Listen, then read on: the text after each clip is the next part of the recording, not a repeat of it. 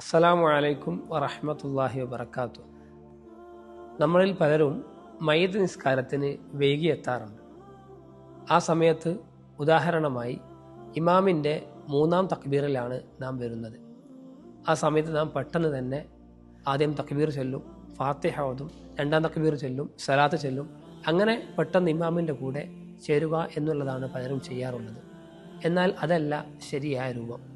ഇമാമിൻ്റെ 3-ാം തക്ബീറിലാണ് നാം എത്തിയതെങ്കിലും അത് നമ്മുടെ 1-ാം തക്ബീറാണ്.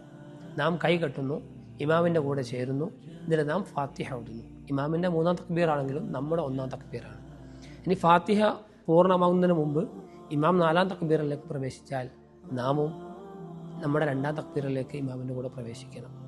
എന്നിട്ട് ഇമാം സലാം വീട്ടിയതിന് ശേഷം നമ്മുടെ 3-ാമത്തെയും 4-ാമത്തെയും തക്ബീർ പൂർത്തിയാക്കി വീട്ടണം. ഇതാണ് മയ്യിത്ത് നിസ്കാരത്തിൽ മസ്ബൂക്ക് ഇമാമിനോട് തുടരുന്ന പൂർണ്ണമായ രൂപം.